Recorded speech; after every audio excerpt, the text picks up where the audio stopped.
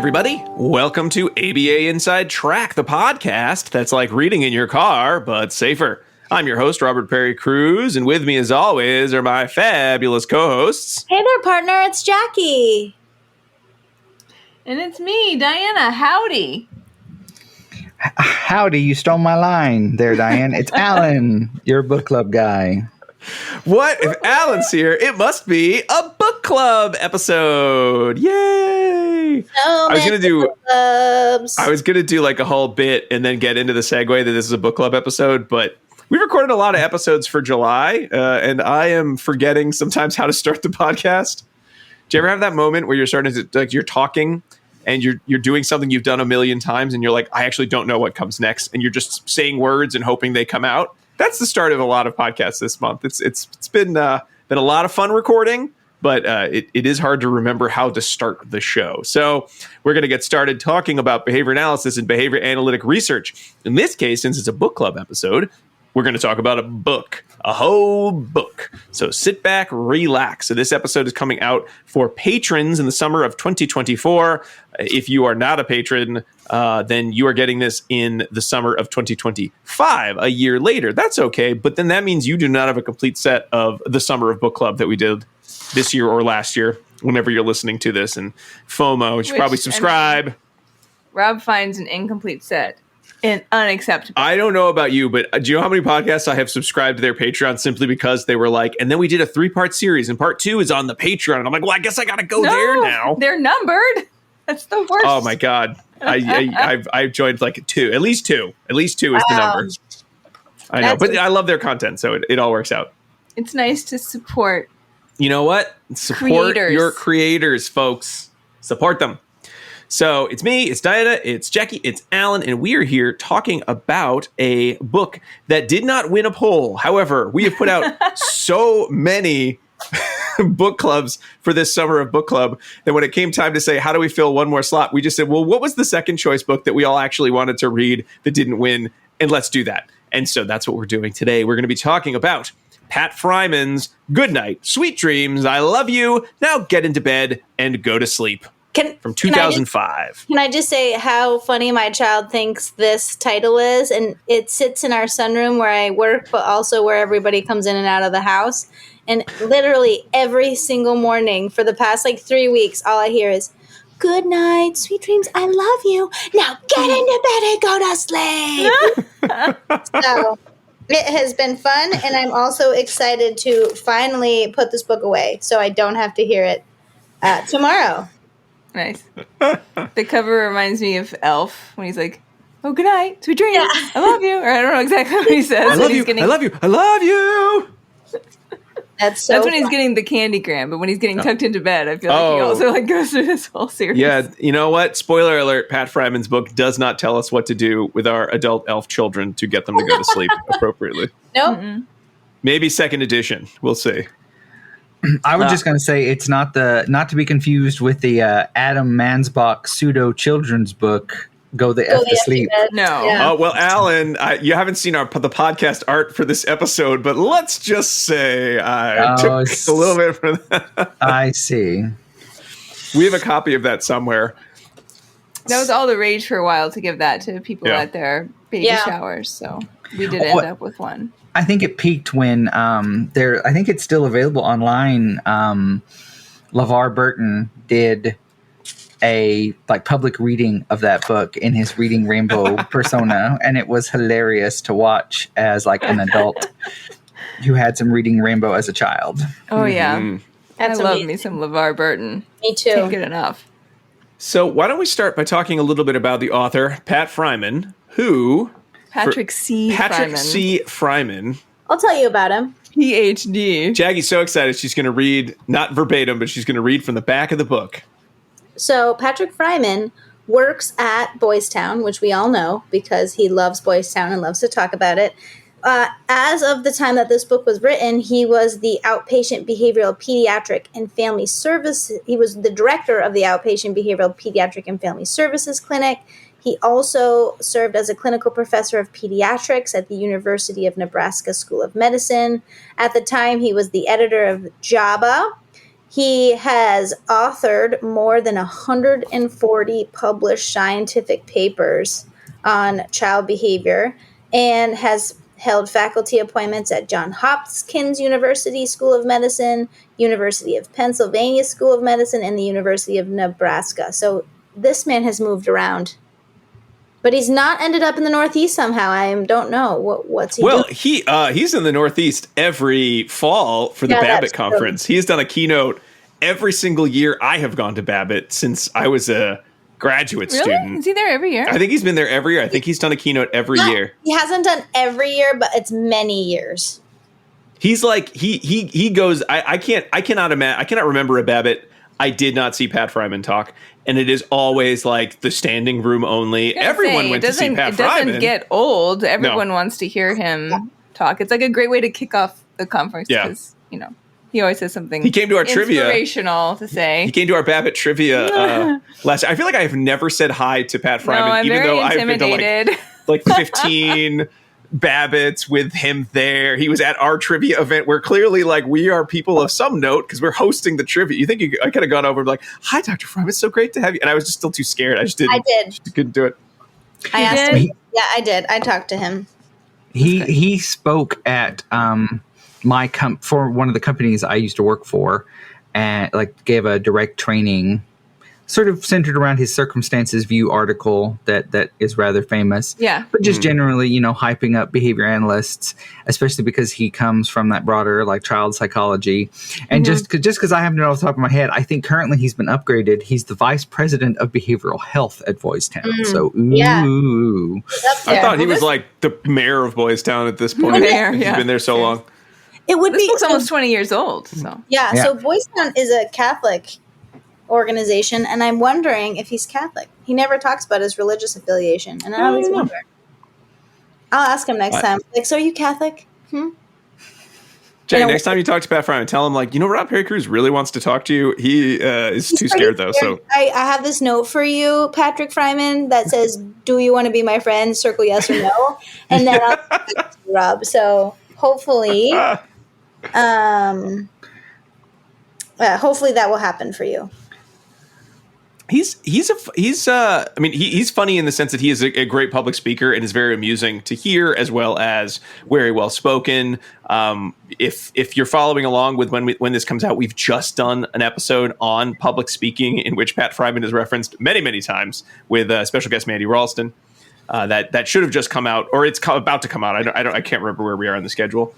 But he is one of those kind of folks who is much more about practice. And when I think of like great researchers who've published 1 million articles, I don't usually think of Dr. Friman. However, there are so many awesome topics like anxiety, mental health, like you mentioned, Alan, kind of contextualist view. There are so many pieces he's written, and it's like he's sort of like the Velvet Underground, where it's sort of like, well, he doesn't write like prolific tons and tons of research articles, but when he writes one, it is one that comes up so many times. Like it is referenced, to the hilt. He's sort of like the quality over quantity kind of publisher or researcher.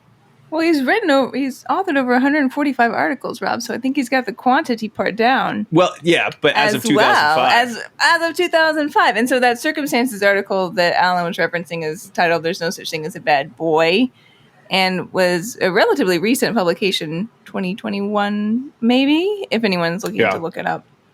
No, but I think he's one that it's really good. It's like a special, like he publishes something. It's a special event kind of an article. He's not like folks who, and I don't want to denigrate like folks who are like every month they got another article. Oh my God, I have to read another article. Because some folks I think just have such a great breadth, and it's great seeing their publications. But he's one where it's sort of like occasionally you'll see his name as a publication, and you better read that article because it's going to be good.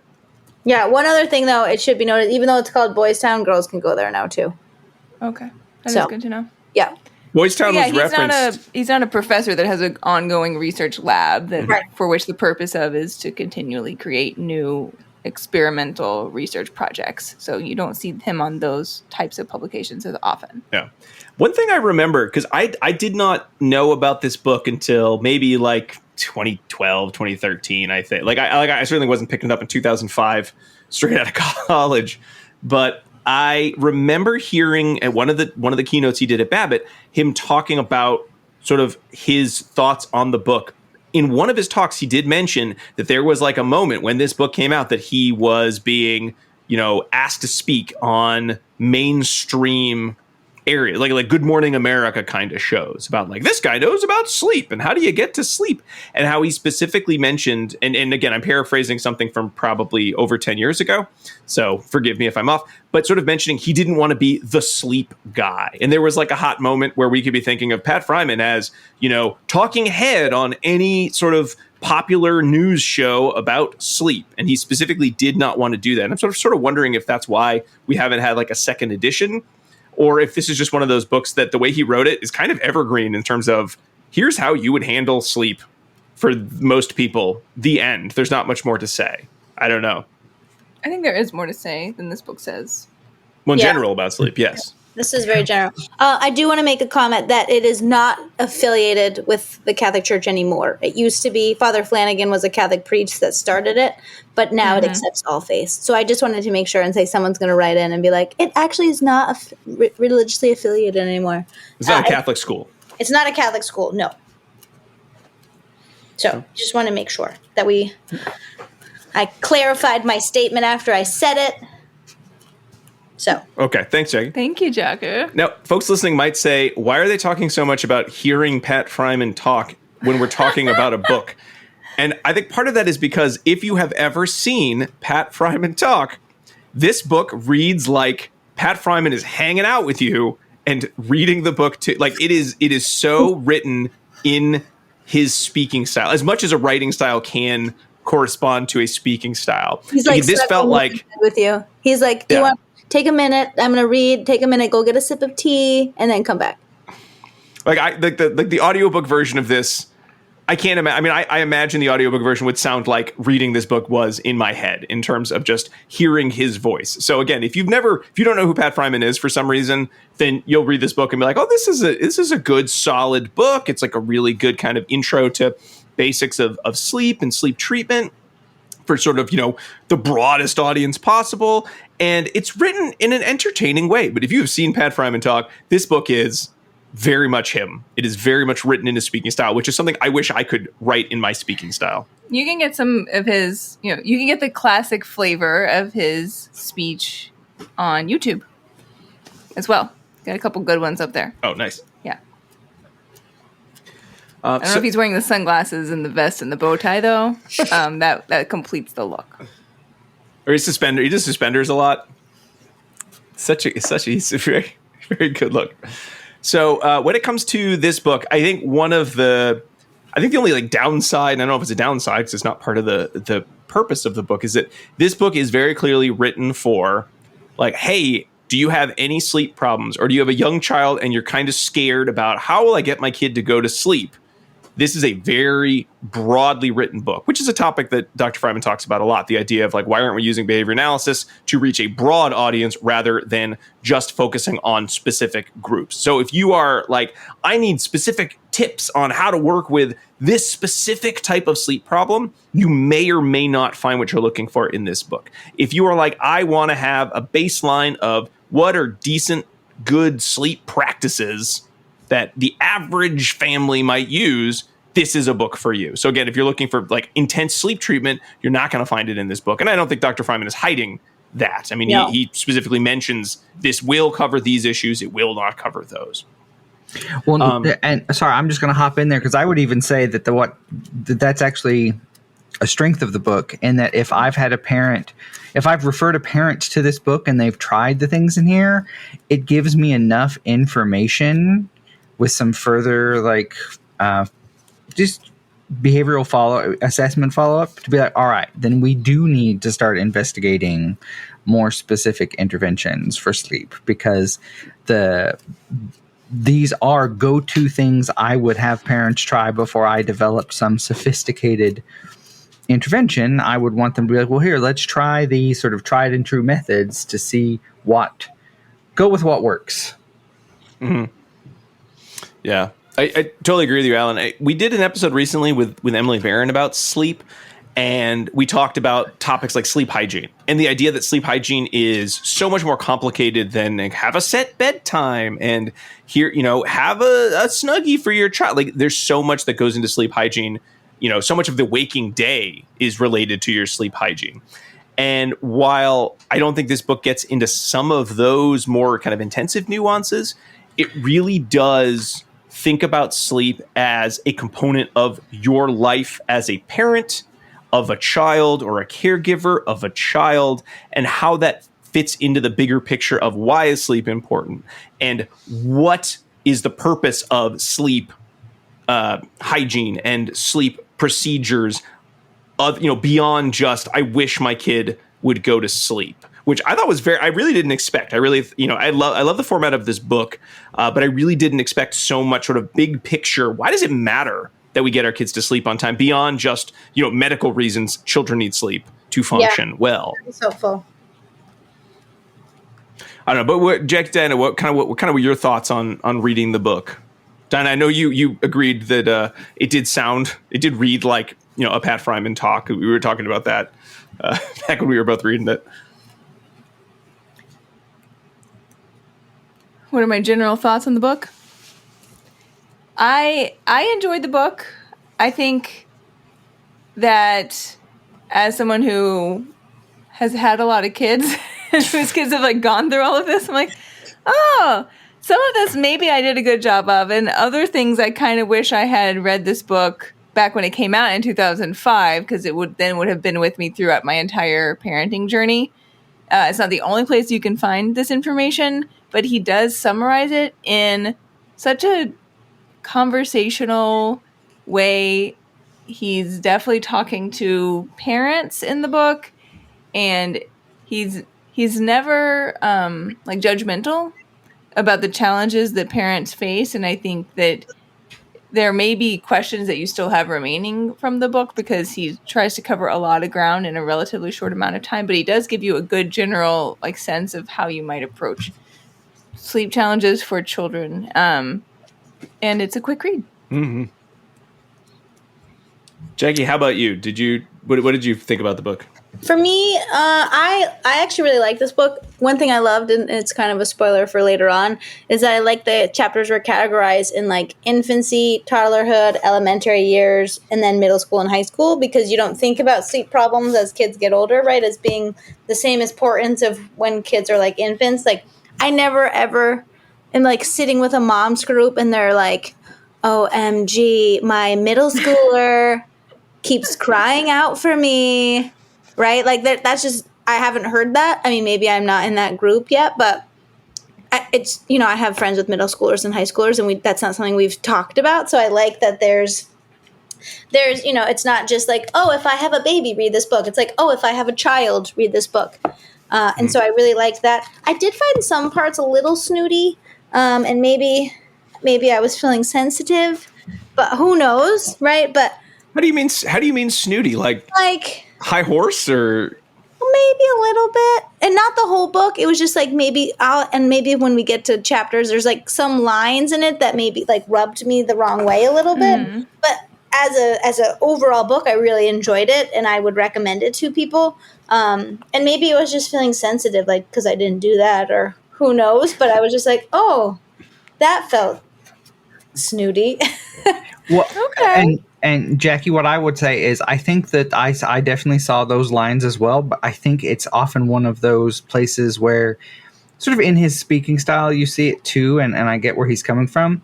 He's just trying to really hammer home his point authoritatively, but in a conversational way. And I think your interpretation is 100% valid, because I did see that in places as well, because I even earmarked one of them. Yeah, I did too, and it wasn't like the whole book. I don't think the whole book has a really nice conversational style, like you said, and I think it could be really comforting. But there are a few parts where I just went, huh? Right, like, yeah. But you're always at risk when you use an exclamation point in a book. I think it's like, how is the audience going to take it? Yeah. So maybe it was those times when it could definitely be taken different ways. And the same with attempts at humor, too. Yeah. Some some of them felt a little bit like an older generation. And I mean, it is an old book too, so maybe, like if I would have read it then, I wouldn't have felt that same way. But right, yeah, and he might write it differently now. Right, but overall, I liked it. I liked the conversation. Yes, I definitely liked it. I really appreciated how it built on itself in a very effective way, because I think it's very hard when you're writing a book to format the book, to craft the narrative where you're giving information, you're building on information that came before, and there's a sense there's a through line through your entire book rather than just the sense the book is building. Like I'm sure, and I think we've had some on the book club where it feels like they're talking about these basic concepts, and then they're going to build on those concepts. And then at some point, they just add so many concepts, you're like, I don't remember what this book is even about, and it's very frustrating to read. Whereas this book, I think, really threaded that needle of building on itself while still using a format that didn't get too boring. So I think that's the other problem you can have with the book, where you're like, I'm going to be very slavish to, here are the points I will make in every single chapter. So, the book's set up very much to be, what are sleep problems and treatments for infancy versus toddlerhood versus elementary versus middle high school. And it keeps coming back to the same themes in each chapter. And that could be very boring, but I found that there was just enough repetition and novelty per chapter to leave me always feeling like I was learning something new while still kind of coming back to those key components of why is it important that we get our kids to go to sleep on time beyond just, well, because don't you want to get enough sleep? Like, we're humans, we need to have X amount of sleep at this point in our development. Like, it went beyond just sort of the medical need for sleep, which I thought was very cool. And I really did appreciate just that format. And it never got boring in that way or overwhelming. Great. Yeah. Cool. Alan, your turn.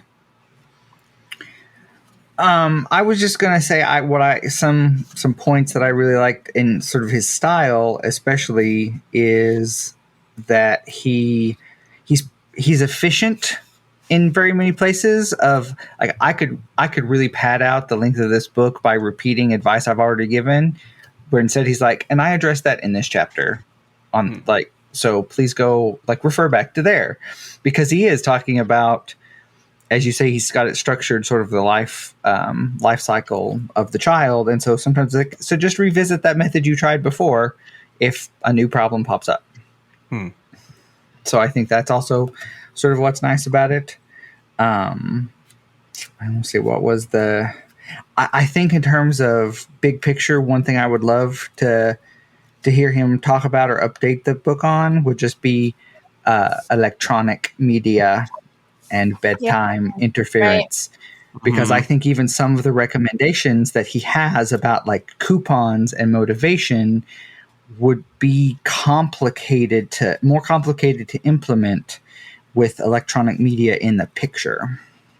Yeah, that's a great point, Alan. I know our oldest child is in high school and he has a phone, and we didn't watch it as much as we should have. So we're trying to do a better job with our middle child who has a phone as well. And he is very understanding of, I shouldn't have a phone in my bed. Like, we've talked about the reasons why. We've talked about where it gets charged. It's supposed to live outside. But then he brings up, but I want to wake up. I want to start doing some extra activities in the summer. And so he wants to use it as an alarm clock. And even small subtleties like that, is he really using it as an alarm clock? Or, he reads a lot of books. The schools are great at giving kids access to lots of books on an iPad. So when he wants to read some of these books, we're excited he wants to read, but he's got to do it on a screen. Yeah. Which means if he wants to read before he goes to bed, well, he's got to bring a screen to bed. And, we have plenty of paper books and everything, but if he has something he really wants to read, it's really hard to tell a kid, no, you're not allowed to read the book you're super interested in because it's on a screen. Because that is a subtlety I don't think preteens and young teenagers quite understand. And for me, it's even the idea that certain paces of media, I think, will interfere with bed more than others. Because so for that, I think there could be a technological recommendation of, we'll put those books on an e-reader or something. I'm thinking about especially young children who almost seem to rely on electronic media as a self-regulation strategy. And so it directly interferes with like winding down for bed, because if they don't have access to this device, they seem to be more escalated, but accessing the device interferes with their sleep. And so coming up with a behavioral intervention that's as trauma informed as Pat Friman really tries to be, I think would be really beneficial for a lot of parents and for us professionals. Yeah. I mean, we're coming up on 20th anniversary. Perhaps there'll be a special extra edition. I haven't heard anything, because I didn't talk to Pat Friman and ask him questions like that because I was too scared. I probably should have. I'll write that also. I will be like, do you want to be Rob's friend? Circle yes or no. Are you going to do an updated edition of your book? Circle yes or no. Mm-hmm. Yeah, that's what I want. Thank you, Jackie. I appreciate that. Good. I'll work on that. I'll drive to Nebraska. You work on that. Because obviously I have to give him that note in person. Yeah. Whew. All right. Well, so overall, I think this is a book we were all very positive on. But let's take a little break, and when we come back, let's get into the book itself in more detail and talk about some of the pros, the cons, the things we would update, and the tips that Dr. Friman has.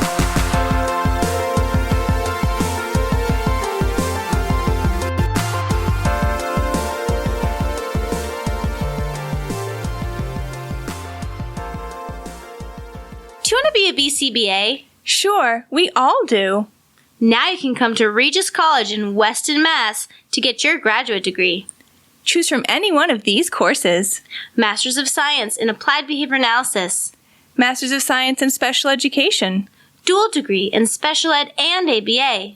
Or be eligible for your postmaster's certificate. You can complete your degree and be ready to sit for the exam in 2 years. And our 2017 grads had a 100% pass rate on the BACB exam. Come enjoy practicum placement support, ethics mini handbooks, PhD-level professors, small class sizes, and a service trip to Iceland. If interested, don't delay. Supplies are limited. Learn more at regiscollege.edu.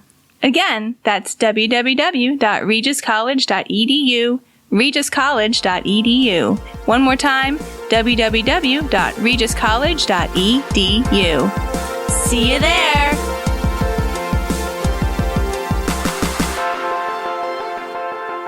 And we are back talking about Sweet Dreams. Good night, sweet dreams. I love you. Now get into bed and go to sleep by Dr. Patrick Friman. So if you are listening to this, you are either getting this a year from now in 2025 or beyond, or you are getting it in 2024 because you are a patron. And thank you so very much. Remember, our book club episodes are worth 2 Learning CEs. And if you are a patron at the $10 and up level, guess what? You have not just 2 code words you're going to need to remember, but a third one on the original post on the Patreon page that will give you a 100% off discount for this episode. As a big thank you from us for joining and subscribing on our Patreon. Yeah, on the Patreon. That's right. If you're getting this in 2025 and you're not a patron, you're going to get your code words like normal. Yeah. You don't need it. That's fine. You can go to the store or purchase it like normal. But if you're thinking you want to be a patron, patreon.com/ABA Inside Track to get all of our book clubs as they come out and to get that discount. It's a really good value because we've done a lot of book clubs over the years. I'm just saying. But everyone will need to know this first secret code word, and it is evaporated. EVAPORATED. Evaporated. The process by which a liquid becomes a gas. That's what it is. And it's the past tense version of that. So the liquid's all gas now. It's all gone. Like the tears of the child who doesn't want to go to bed. Those tears have evaporated at this point. It already happened. I always think of evaporated milk. It could be, yeah, how is that evaporated milk? Because it's still a liquid, isn't it? It's just like, it's more condensed, but it's not sweetened condensed milk. That's a different product that has like a lot of sugar added to it. It's like delicious. But evaporated milk's just a milk. I'd be super pissed concentrated. If I bought a bunch of evaporated milk and I opened it and the milk just shot out of the can. It was gone.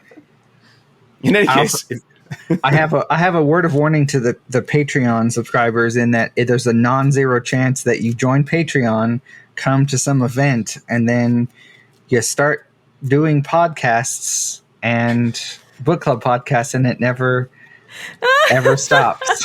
It's, you know what? It is true. That's a good warning. Be careful if you join the Patreon because you might end up doing book club. Because that's how I started. That's right, Alan. Or is that a positive? Like, we may ask you to come. It's like, what's that movie with Mark Wahlberg where they ask him to be the lead singer of the band? He goes, Boogie Nights. That's not I was thinking of Fear. No, that's the one with Reese Witherspoon where he's like a crazy boyfriend, isn't I love that one. Evaporated. All right. So let's get into our discussion of Good Night, Sweet Dreams, yada, yada, yada, book club. Let's start talking about Dr. Friman's book. So this is broken up into a number of chapters. The first few sort of discussing general sleep as a biological function, and then getting more specifically into, at this age, here are some things you could do at this age, here are some other things you could do, some troubleshooting at the end, et cetera, et cetera. So chapter 1, the basics of sleep, gives you some good, simple sleep facts. And I think we talked about this kind of in the preamble part, but I do love how this chapter goes so far beyond just the idea that one should have sleep because it is important biologically to do so. It really gets into how just debilitating sleep problem of any member of a family unit can become, in that if one person is not getting enough sleep, that person is now not handling life issues as well as they could, meaning everyone is not handling life issues as well as they could. So it's not as simple as like, well, Billy's not sleeping very well, sucks for Billy. It's rough for the whole family. And there's a great quote on page 3 to 4 that lack of sleep can lead to, quote, a toxic state in which the whole family, children and parents alike, experiences harmful physical and emotional effects. Now, do we all think, when we think of sleep, do we think about it as such a pernicious thing? Like, I guess we're fortunate enough that we're at a point where our kids are pretty good at sleep. We have a pretty good sleep routine. We did it. Where, you only notice it occasionally when somebody doesn't get enough sleep, like our teenager who is passed out on the couch in the room outside our recording room right now from whatever he did last night. He was home. I don't know what he did. He stayed up late. I don't know. Did a device? It's his business. It's his business. He's at that age where it's like, yeah, you're going to go to college soon. You're going to handle this yourself. Was there a question in there? I think there was. Yes. I think sleep is very important. And I'm not talking even about children, but I know when I get a bad night's sleep, or when I get less of the number of hours of sleep that I normally get, then I am a bear, right? I'm a mean person. I'm short-tempered. I'm grumpy. I eat a lot. It's like not a great thing. Diana, if she wakes up at the wrong part of her sleep cycle, is also. I think, Jack, I'm going to edit that. If Diana wakes up, she. But right though, so I do think sleep is super super important in that way, that it really affects your whole day, whether you're a child or not. Mm-hmm. Mm-hmm. And I'm not a parent and will likely never be a parent, but I can assure you that your children's sleep is very, very important, especially as someone on the clinical side of things, like this classic, like 2.12, considering medical needs. Like if sleep is disrupted, I am not confident and that my behavioral interventions will be effective. Yeah. Mm-hmm. Yeah. Because there is too much at risk if there is not good sleep. Mm-hmm. I heard of a study, and I told you about this already, Jackie, where they limited people's sleep by a certain degree. I don't remember the degree, but it was significant. And they found that they ate 500 extra calories the next day if you didn't get the proper amount of sleep. I am experiencing that today. Just putting it out there. Right. And that's not insignificant. That will make you gain a pound a week. Whoa. What if that's the only 500 calories I ate?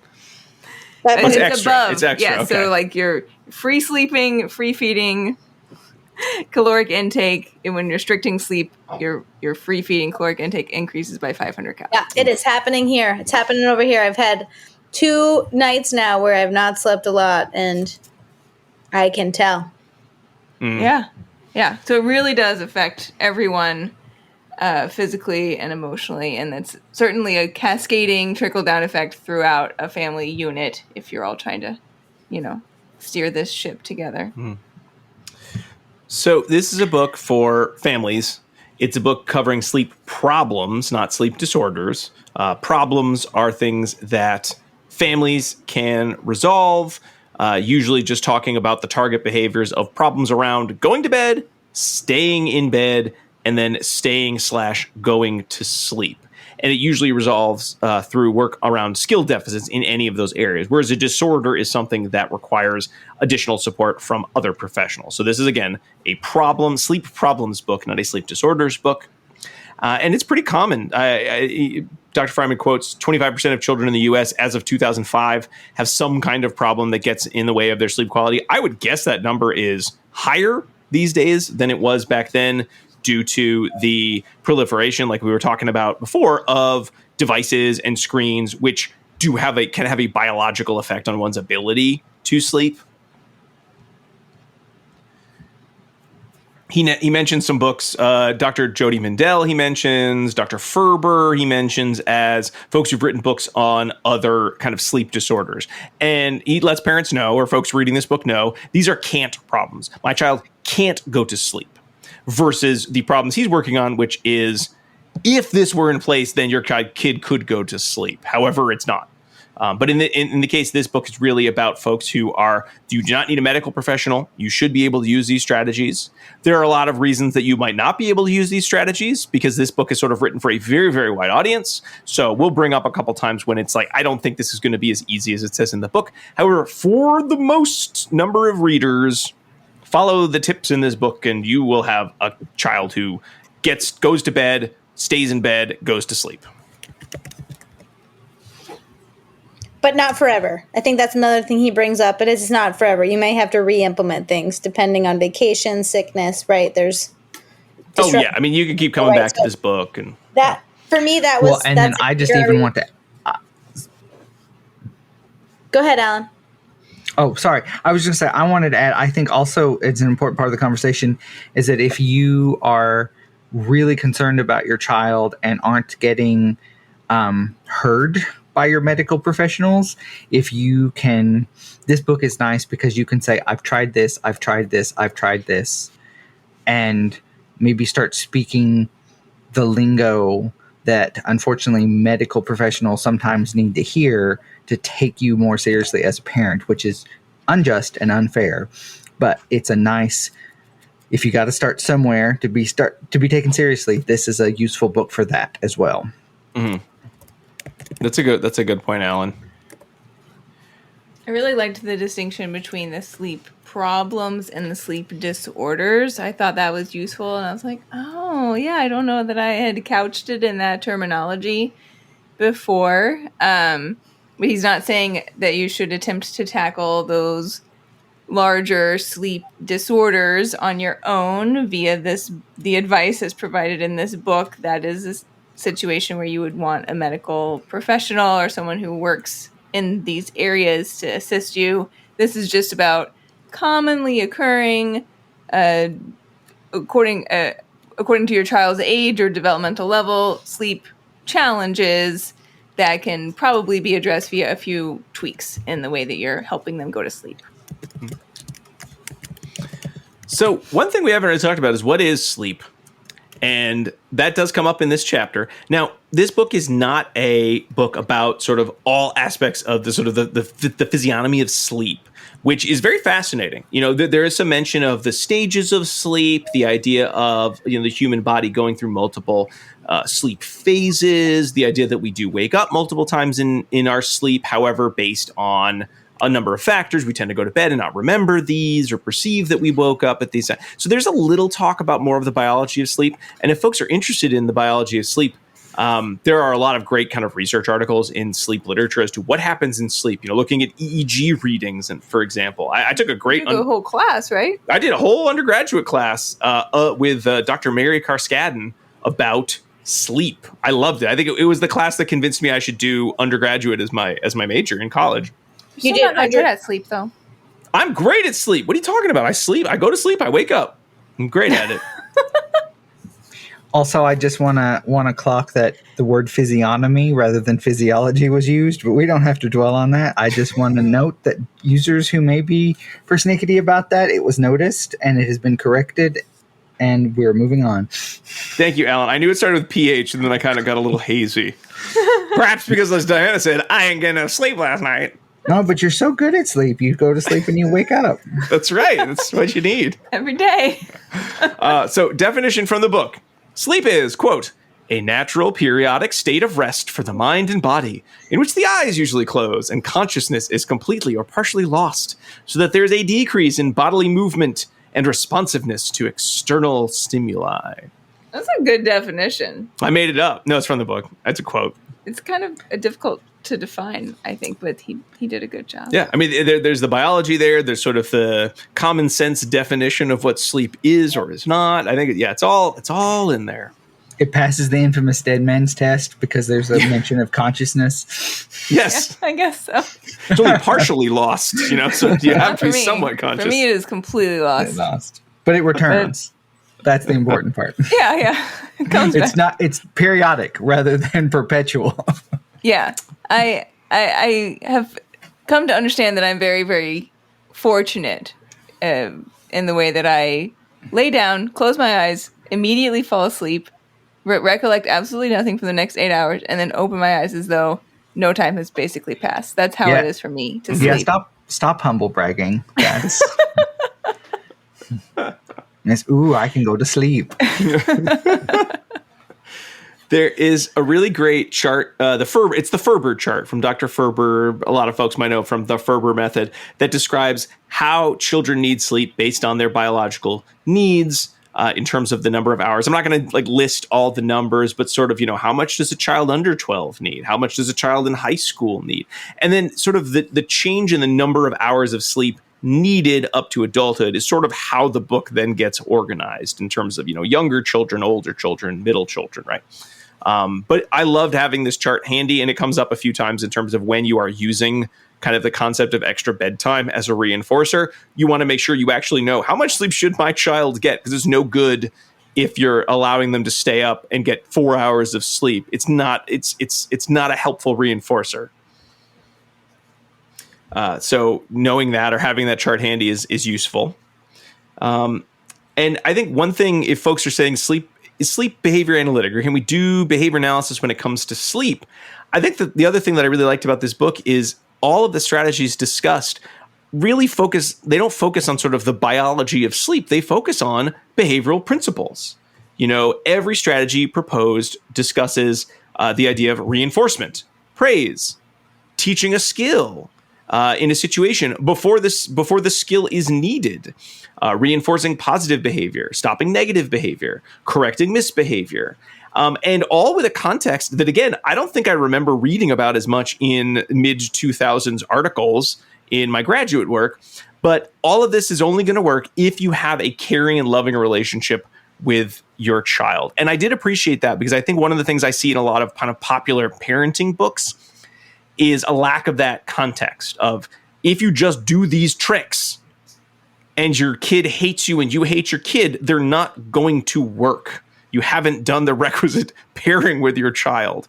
So it's not a bunch of, tools in the toolkit. This is something that you're doing as a part of a number of steps that relate to a meaningful and appropriate and important relationship with the children in your care, which I don't remember seeing in a lot of things written in the mid-2000s. So it's, again, very forward-thinking, not very strange for Pat Friman to be thinking about this stuff, because he did write about contextualism.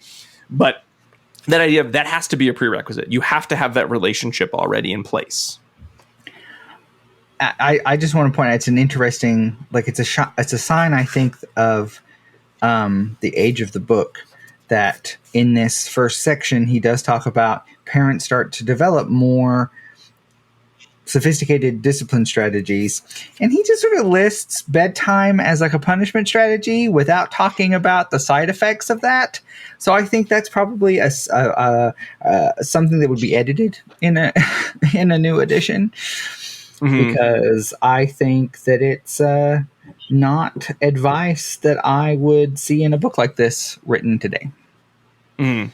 Whether you get sent to bed early? Yeah. Oh, I send my kid to bed early sometimes. Oh yeah, I know, but I think the way he talks about it, he would probably add context, not remove the recommendation, but just talk about like if your child is having sleep problems, the downside of this approach might be they may become resistant to the idea of going to bed. Yeah, you're right. I think like, in later, you need to go to bed. Yeah, I'm not tired. I'm not tired. But he's specifically talking about if your child is doing something unacceptable, send them to bed early as a punishment. Send them to bedtime early as a punishment, as like in a discrete unit of time potentially. And not a lot of discussion about that in that chapter. Yeah, and I think the later chapters and talking about working with your teenager, bedtime negotiation with your teenager, he does go into more detail of how do you set this up so that early bedtime is less of a punishment and more of late bedtime as a reward. Yeah. Right. But I think you're totally right, Alan. There's a real subtlety. And I think that's true about a lot of even like parenting books that we've really enjoyed in the past. I think there's a real subtlety as to how do you present the same information. And if you are doing it from a place of I've built this and it's part of the relationship I have with my child where this is reinforcing your appropriate and, later behavior or, you're kind of reinforcing contingencies. It's great. But if you do it at the wrong time, it is punishment and it is going to damage the relationship with your child, even though topographically, if you watch a video of it, it may look exactly the same, or you may say the same things to your child. There are a lot of other pieces that go into parenting that, again, this book gets into sometimes, though, like you said, does not lay out quite the same way I think we would want to be thinking of it 20 years later. Yeah, and just to swing in his defense, he is very clear that like it's one or two 30-minute units, but still, I would expect Pat Friman today to maybe add that little asterisk remark of don't be excessive using. Yeah, right. Like, it's noon. Yeah. Go to bed. Right. No. All right, moving on to chapter 2. Children need sleep, and here's why. And again, I think we kind of mentioned this a few times. Certainly, it's important to have optimal health outcomes. Your child needs to sleep so that they replenish their energy. They also, because we think like biologically, if you don't sleep enough, you kind of go a little, you go a little wacky, right? You can't process information as well. You don't do as well in school. But this goes into so many other things that I never really thought about when it comes to sleep, is that sleep also helps children learn how to handle distress. It teaches them how to follow instructions. It teaches parents how to use discipline appropriately, right? The last part, parents get a break. I definitely got that part. From day one, having a child, my child going to sleep and getting a break was one of those things that I always felt kind of selfish about. Like, I feel so bad. I want my kid to go to sleep. But realistically, parenting is hard. And when your children go to sleep, having the knowledge of I get at least 30 minutes, if not a little bit longer, to myself or to be with my partner is so valuable. And I don't think anyone should feel bad or punish themselves for wanting period in which their child is not demanding something of them. That is okay. If it's 100% of your day, Dad. 100% of your day, not so good. But you deserve some time for yourself, parents. I can say that with certainty, my child has an earlier than most bedtime precisely for that reason, because I go to bed early because she gets up early. And so her bedtime is, it's less than her peers. So I feel okay about it. I mean, you just kind of, mathematically shifting it, right? Yeah, kids really do need a lot of sleep, and that's when they grow as well, and that's when all of us, like, our bodies repair themselves and our brains work through what happened during the day, etc. So there's really, really important reasons to sleep. There's this thing called fatal familial insomnia. Have you guys heard of that? Yes. No. It's a genetically passed down disorder that this one particular family in Italy, I think, suffers from, but they can't go to sleep. And it onsets in the early adulthood, and then eventually you die because you can't sleep. Ooh. So yeah, be glad you don't have that. And kids should sleep. When Because it helps you grow big and strong. I'd love us to share if any of us had kind of thoughts on some of the, other than the fact that we should sleep so we don't die. I think one thing from this chapter that I hadn't really thought of, I think as explicitly as Dr. Friman writes out, is the idea of learning to go to sleep as learning to handle distress better for young children, in the idea that going to sleep is a stressor. In that you, as a child, because I don't think about it like that. I mean, I think about it, I don't want to go to sleep in terms of like I have a lot of things to do, or I have something I want to get done, and I'm going to sleep is going to get in the way of that. But I never think about it as potentially children might think, in that sleep is a removal, as far as they know, of everything that they could ever want in their lives, and how that is so dire for a child, where it is not. It's more of an annoyance for an adult in some cases. And unless you're like me, where sleep is like my happy you're place. like hoping to get to sleep at any point of the day. And the idea of sleep as a kind of a cusp skill for children in terms of how do I respond to this existential distress that I now have to face. It is one of the first limits we put on our children. And it is something that an adult must do. You know, children are born able to do a lot of things as reflex, but going to sleep becomes a skill that if parents are not helping children learn when and how to go to sleep, a child will not just sort of natural. I mean, they'll eventually like pass out, but they won't learn good sleep skills. And I had not thought of sleep as I knew it was important, but I didn't think of it as sort of like the first big distress a child is learning to manage kind of on their own. I really, the way in which he lays this out, I think he does a really good job of it in saying that when your child goes to sleep on their own in their room, they are going on a journey by themselves. And this is the longest point of their day that they are away from you, their parent, and they're generally by themselves. And at least, you know, in our country and in our culture, like this is what the expectation is that a child's falling asleep in their own room, and the parent is often not present during that time. And so it really is like they're going on a journey alone, and you're trying to set them up for success so that they can take that journey by themselves and then come back to you in the morning and everyone is refreshed and ready to do the next day. And they're basically learning this skill as a skill of independence, that they're able to fall asleep and make it through the night and then come see you again in the morning, which is thought to be the reinforcer as well as the obvious biological reinforcers to the whole thing. So I was like, oh, that's like, he just did such a nice job, I thought, of like saying it in this way. And it felt really like caring and poignant the way he was describing like sending your child on this journey and helping them learn how to navigate the journey. So I just really liked that as a metaphor. Yeah.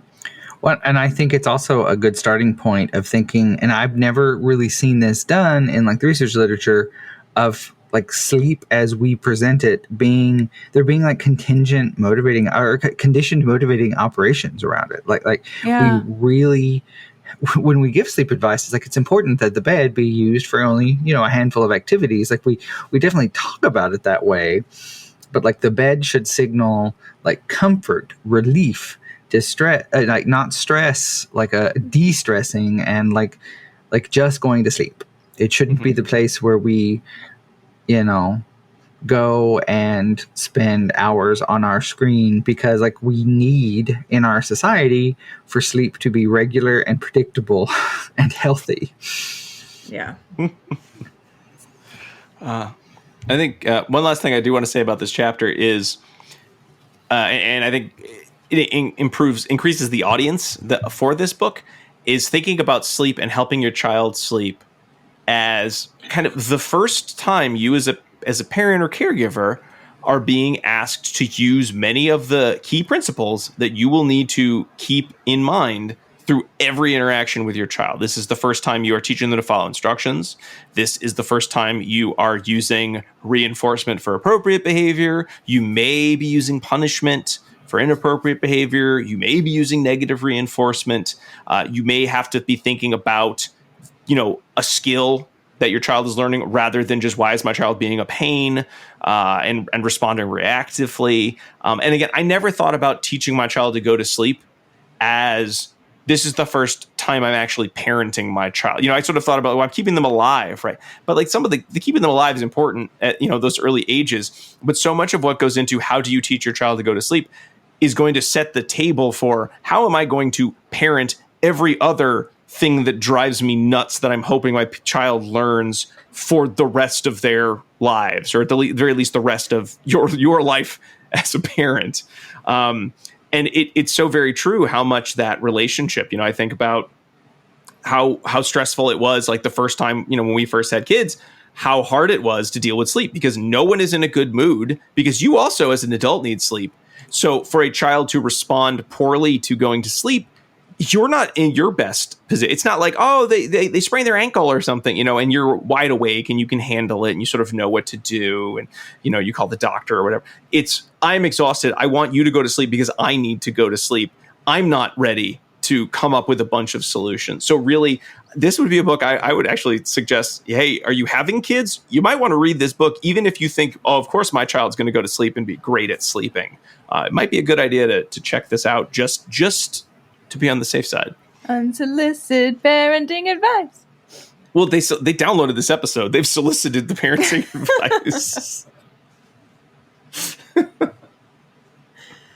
I'm just imagining you're like giving it as a gift. Oh, my podcast? No, I give book. so many people my podcast for holidays, and podcast is always free. Gift that keeps on giving. Yeah, for sure. All right, it's just what you give to like just couples as a wedding gift to be like, oh, eventually you're gonna have kids. So here you go. You seem like the kid type. Get this down now. Yeah, listen, I'm gonna give you the code to get into the Patreon version of this episode where we give you all of the advice. Thank me later. All right, let's move on to chapter 3: How children learn and why it matters for sleep. Which is not a chapter we need to spend a lot of time on. In 30 seconds. Go for it, Diana. Why would we talk about the chapter for 30 seconds?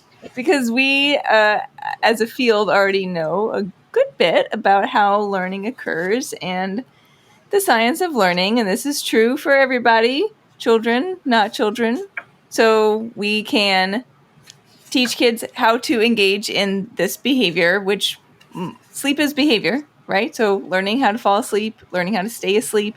Those are behaviors that can be taught via reinforcement practices that we already know a good bit about. So taking what we already know about the principles of behavior analysis and learning, we can apply those to this particular situation, use our common sense so that we're applying them in compassionate ways and thereby make changes to the behavior that we might be looking to make changes to.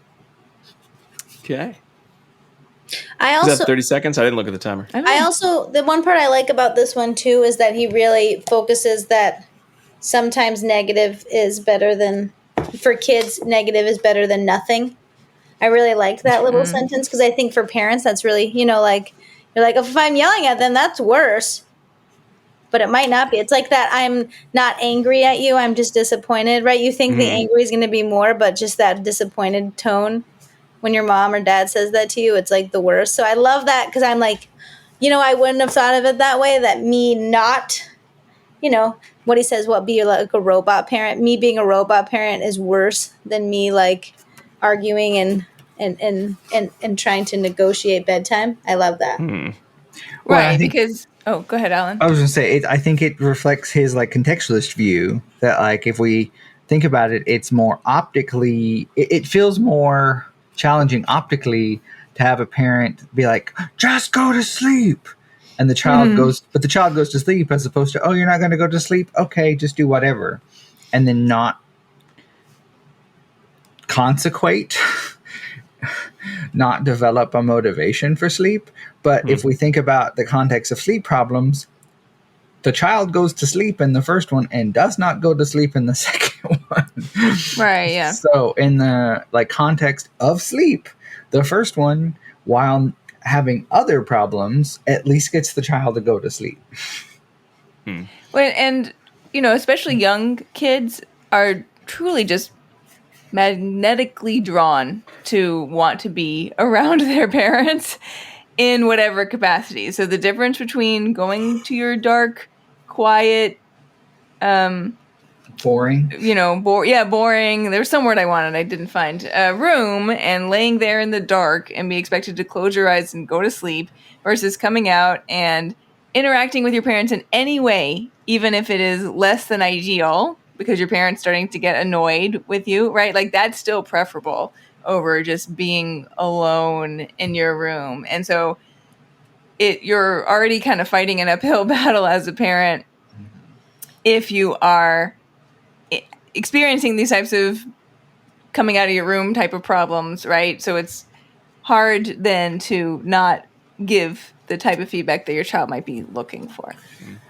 Well, and I would just say I like this chapter additionally because if I have a parent, I would refer to it as a way to explain behavior principles to a new parent in a context that may be very stressful to them, and to really get them to understand, like, your child, I know for a fact that your child would rather be with you when you're in a bad mood than go to sleep.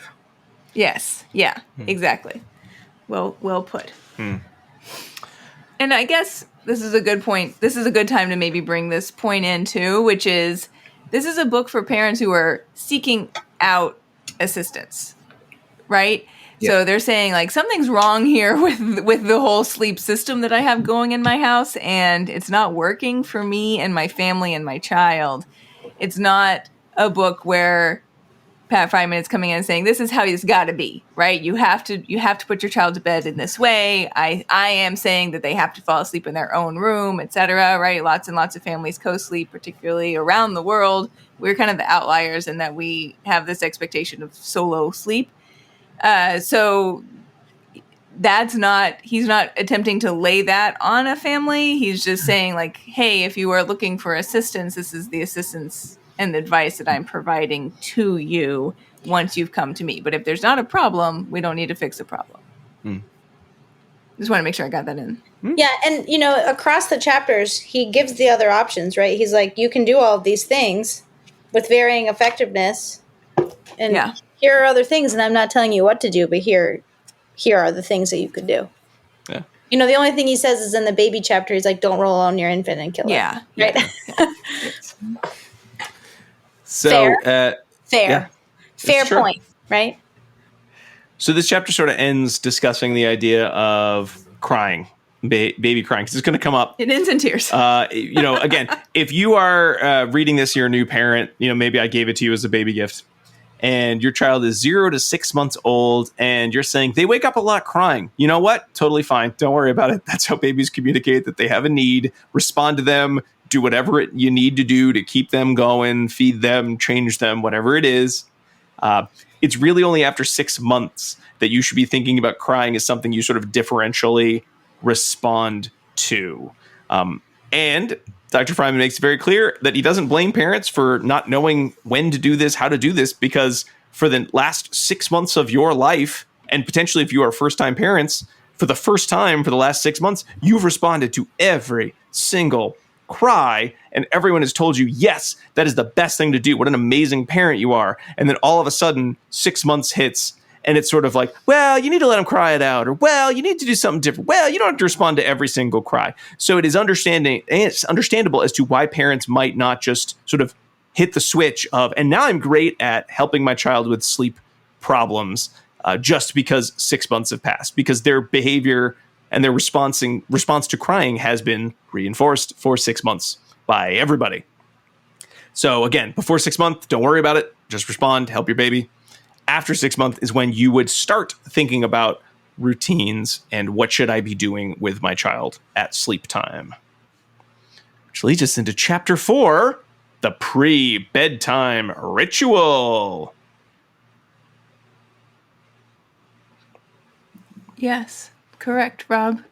So I first heard about this term sleep hygiene from Dr. Greg Hanley because he's also done a good amount of sleep research. And I was like, what a weird term, sleep hygiene. I don't know if I like that term very much.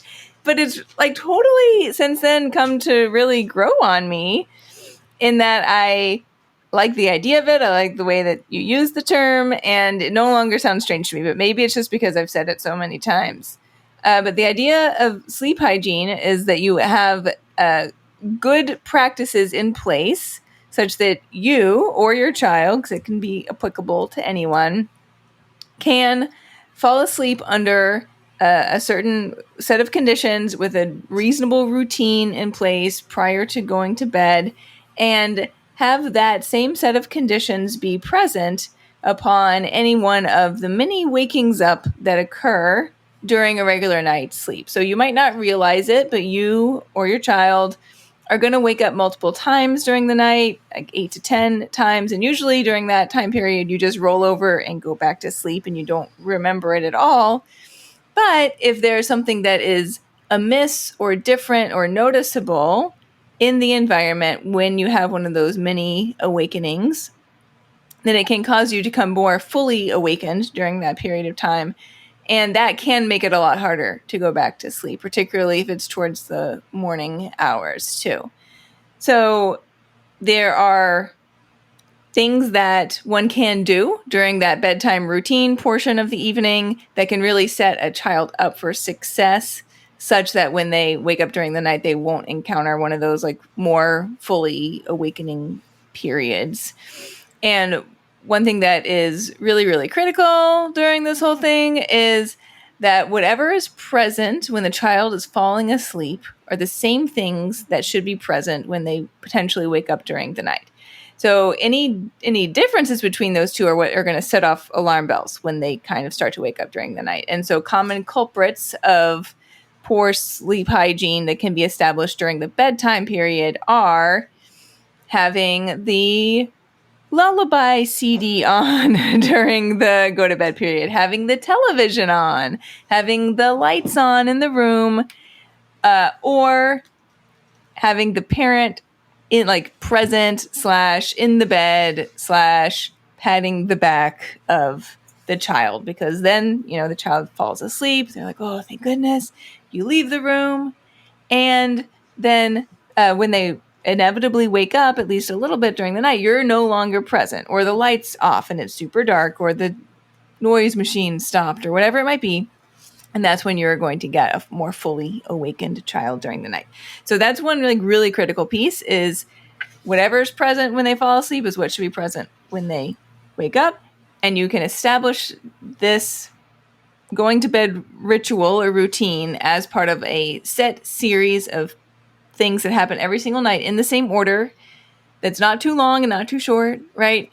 That's something that's sustainable by you, the parent. And so it could be that you do it in the same order every night, like pajamas, teeth, story, bed, perhaps, and try to avoid it from becoming like too long and drawn out. I'm looking to see if I forgot anything in this list that says do's and don'ts of the bedtime routine. Yeah, one of them was don't be overzealous. Oh, right? yeah. Don't engage in tickle fights right before bed, which is our number one. He said, how close can baby go to the ceiling? Yeah. that is, I think, in our house, the number one killer of bedtime is those tickle fights, because we have a bedtime the bedtime rituals that is the exact same since infancy. Like, we have not varied it at all, except now she gets 5 minutes to read in her bed before lights out, because now she can read. But before that, it's the exact same. And there is a cuddle component to get all the loves in, so that you can love before you go to bed, like Dr. Friman said. And sometimes that turns into an all-out wrestling / tickle fest, which then makes it a little more difficult with the transition. So I read that, I was like, I hear you, Patty Friman. I hear you. Nice. Right, because the whole thing should be a slowing down routine to kind of get you ready to go to sleep, so nothing too exciting. And I'm exciting, I guess. It's when I'm most exciting, I guess, right before bed. Well, and this is, I'll just hop in here because I've found it interesting that some eager parents looking to solve the technology problem that we were talking about of like electronic media have actually been discussing in the sort of parent sphere, exposing children to like shows like Arthur and Mr. Rogers, and like slow. Alan, you cut out 1 second. Can you just go back? Eager parents have been discussing. We lost a little bit.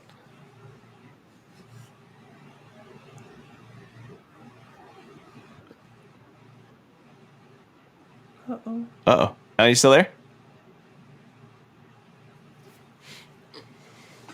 He's having a rough connection today. I'll text him. Okay. I really wanted to. I gotta go get this food at 7. It's ready at 7. Well, we're doing good. We're at an hour and 10. You only have 30 minutes. You're back, I should Alan. say, am I back? You're back, Alan. There you are. We seem frozen. Yes. You're good. Okay. No, you're good. Uh-oh. So you got internet. Oh, no. No. No. That is offline. I'm going to pause for a sec. There you're back. Okay. All right. Sorry. I was just saying that there's been some interesting things in the parent sphere about the wind down routine, about using slower media, like stuff from the 90s, like Mr. Rogers or Arthur or things like that, because as like it seems to be helping their children go to sleep better than, you know, and not just like just before bed, but just throughout the day, of like promoting more restfulness. So I thought that was just one of those areas where it's this book made me think of it'd be interesting to have some research about this, or some new parenting thoughts on this, because I think there's a lot of credence to that certain media, certain routines, certain stimuli, levels of stimulation might be better for promoting restfulness than others. Interesting. Yeah. Sort of like electronic methadone. You can't not just cut your kid off from screens cold turkey. Yeah. Melatonin? Melatonin? No, methadone. As in, you actually meant methadone. No, I meant methadone. Oh, okay. I thought too. Yeah. I was like, we're not on the heroin of Cocomelon. We're on the methadone of Arthur. Nice. What's Blippy in this analogy? Oh, Blippy can go to hell. And Blippy's too many Blippies. I don't love that Blippy's multiple Blippies and there's multiple Mikas. You just need to. I've never even seen Blippy this sucks. show. I don't want to. Stop. I don't want to talk about it. I'm so angry now. I'll never get to sleep. It's the crystal meth, and we'll move on from there. Yeah. Got it. Thank you.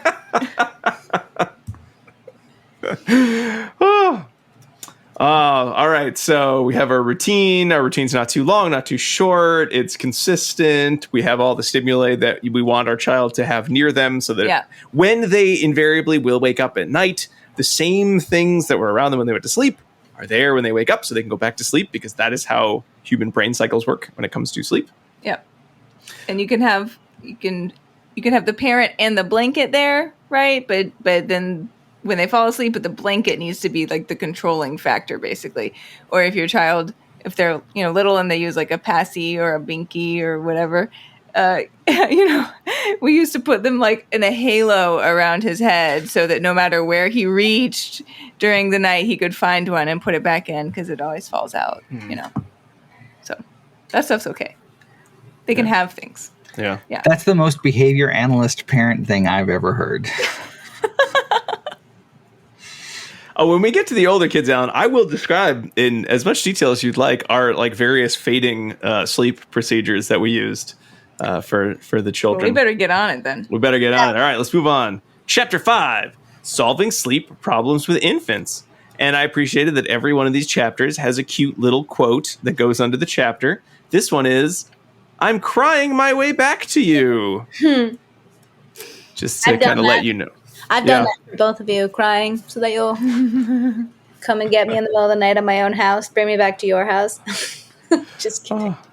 And Taylor Swift's next single after Travis Kelce, "I'm Crying My Way Back to You." Right.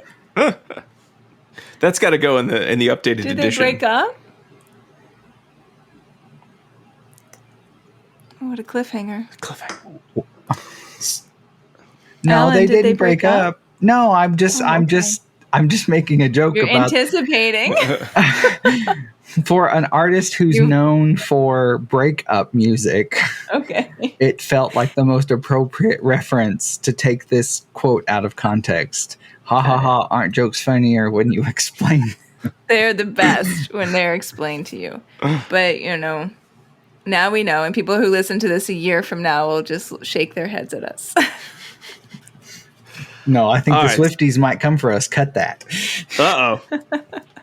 All right, so you've got your 6-month-olds, right? Because before then, your child's going to cry. At about 2 weeks, they cry for about 2 hours a day. Then they cry for about 3 hours a day. Then it's about an hour a day at about 2 months. Parents, having children, it's great. It's a lot of fun. They cry a lot. It feels like way more than that, just so they know. Because, well, as Dr. Friman will mention, and then after 6 months, you might say, okay, now it is appropriate to do sleep training.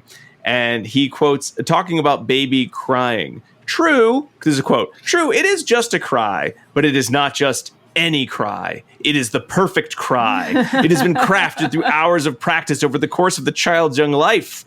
The child has learned something very powerful. This is what it takes. This is the kind of cry that will bring my parents. This is what I need to do if I want them to come. The child knows he or she has hit upon exactly the right tone, intensity, and quality of crying that parents cannot ignore. Then this will be the kind of crying that is done in the middle of the night.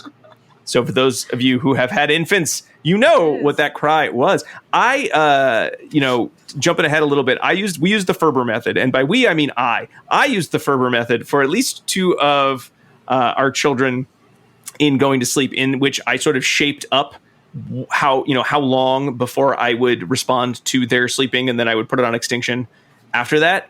And I remember just being awake for those initial points where it's like a minute, 5 minutes, 10 minutes, right? These short chunks. And I remember reading Hellboy comic books in bed using a screen, which is not good for my sleep. And I don't think I can read that comic series without thinking about my children crying to this day. It's a surprise I still read the damn things, because all I can think about when I read that comic series is, oh yeah, my kids were crying. That just awful. I have to ignore this cry. If you choose to use the Ferber method, which is one of the things Pat Friman describes. If you have not experienced it, it is very awful. If you have experienced, you know exactly what we're talking about here. It's very awful for you as a parent to endure. Yes, it is. It is not awful. For anyone else, it is probably just any other cry. It's like kind of annoying, but not a big deal. But if you are a parent, it is the middle of the night and your child is crying, and you are making the conscious decision to respond or not respond to your child, who is, as much as they may not be in a life-threatening state, is in distress. And you may be choosing to say, I'm ignoring your distress for the longer, later reinforcer of, I don't know, self-aggrandizement about how great a parent you are, I guess. No, and you're teaching them to fall back asleep on their own. Yes. Is what you're doing. And it doesn't hurt them.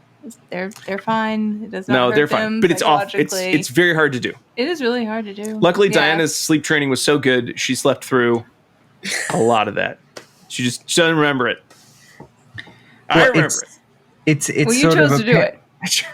It's like it's a parent's first experience with like a change in reinforcement schedule for your parenting skills, for your giving your child love and attention for crying. It's like I'm not going to be doing this anymore, and I feel like a horrible human being. You know, one thing that helped me is is that Rob did it. Rob did it. No, that I remember reading. I was like, the reinforcer here is being picked up, right? And of course you check all the things, right? Are they hungry? Are they wet? Are they sick? Are they stuck? Dr. Friman called that the putter. Yeah. So you check all those things. You know that everything is fine. You've addressed any potential issues. And then after that, I remember they say like, well, the reinforcer is being picked up, right? That's what they really want. But so you can come by, you can do the drive-by, right? And you can like give them a pat on the back, and you can make sure that they know that they're safe and you're nearby and all of those things. But you're just not doing that ultimate like biggest reinforcer of picking them up. Yeah. So when it comes to infants, you have 4 options that Dr. Friman lays out. 2 of them he endorses. 2 of them he is mentioning. which is code for he does not endorse them. However, he is not saying don't. You can't do these. However, they're not the two he would choose. And the first is extinction. Put crying on extinction at that age. Do the putter like Diana was describing. Go in, make sure they are okay, because especially with young children, you want to make sure they aren't, stuck or they forgot something, something fell on them, they're hurt, right? And if so, you respond to them as you would at any time. Otherwise, you're sort of checking in. He brings up the same reasons that most of us probably don't say, extinction, that's the solution for you, families, and that it is very, very hard to consistently implement an extinction procedure alone. And he calls it cold turkey. He doesn't call it extinction. He calls it cold. Yeah, it's cold turkey, but it's an extinction procedure.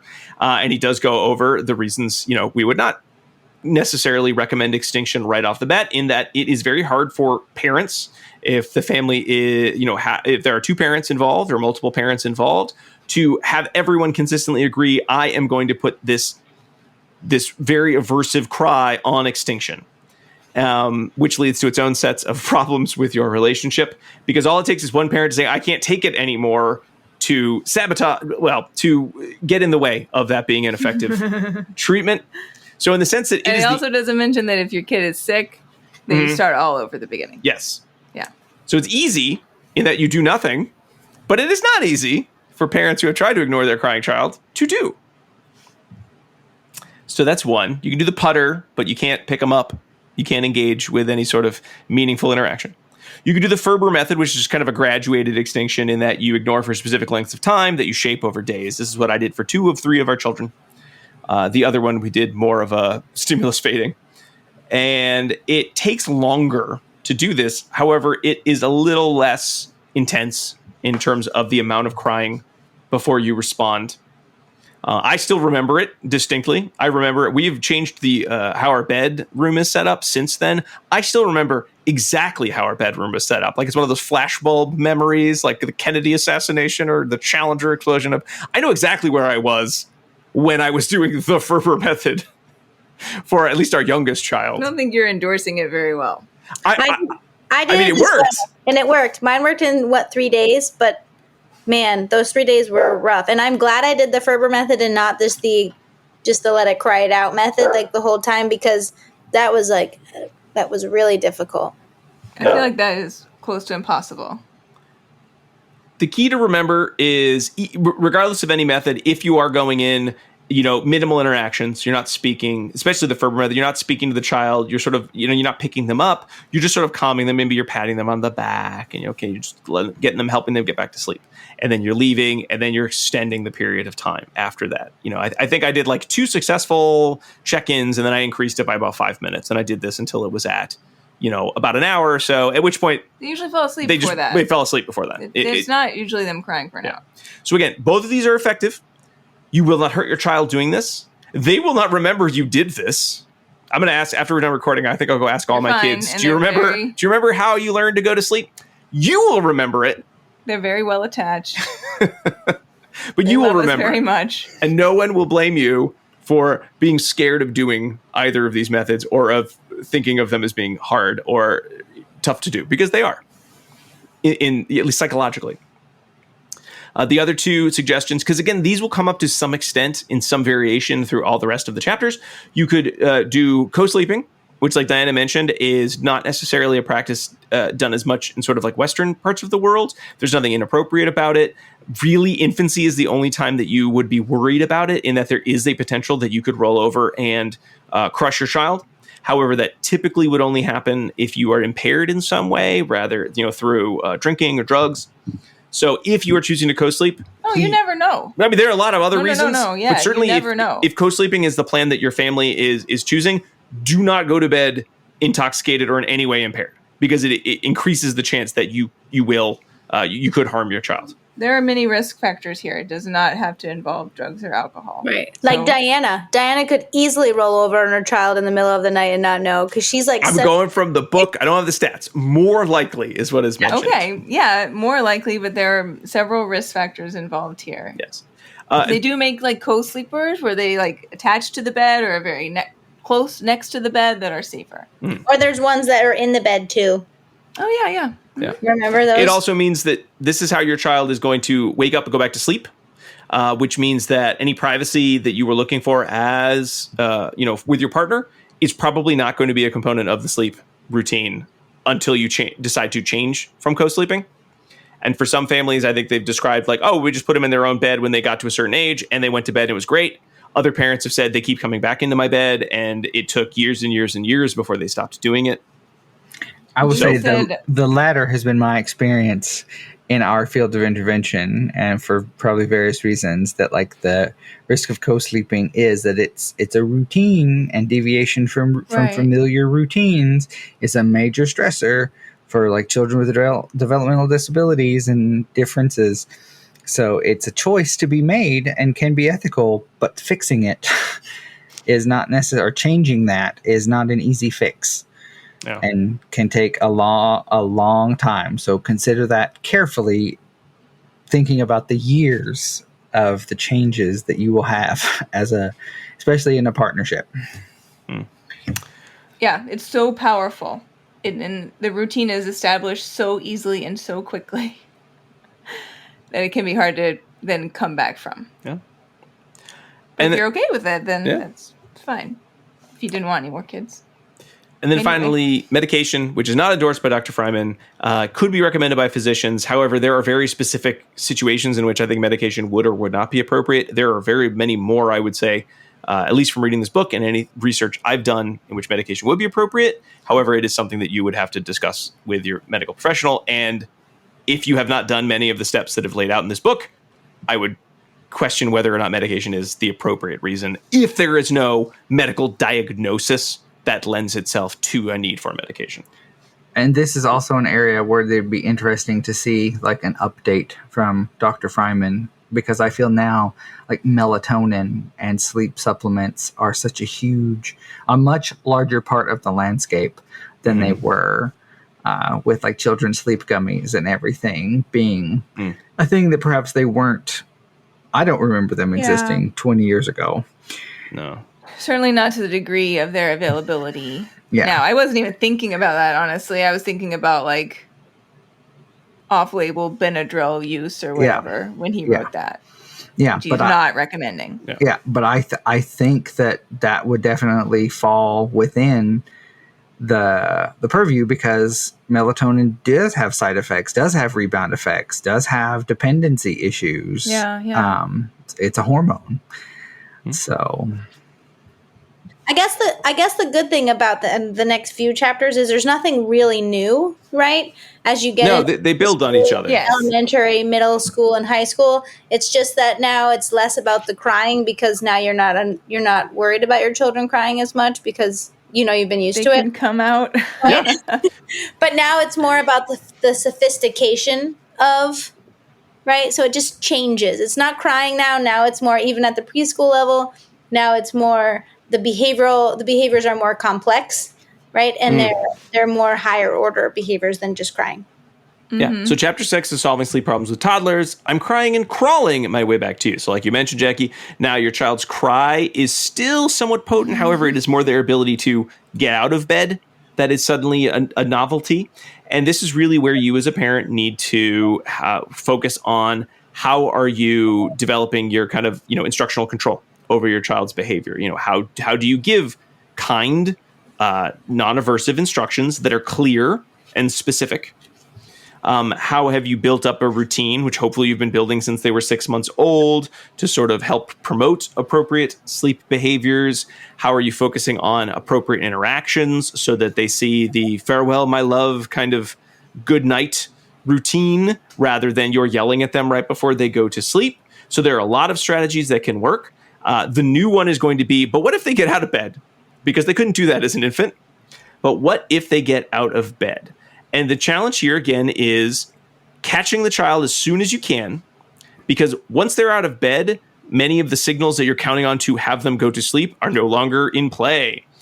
So certainly, Dr. Friman suggests you could put some sort of early warning system on the bedroom door so that the second they leave bed.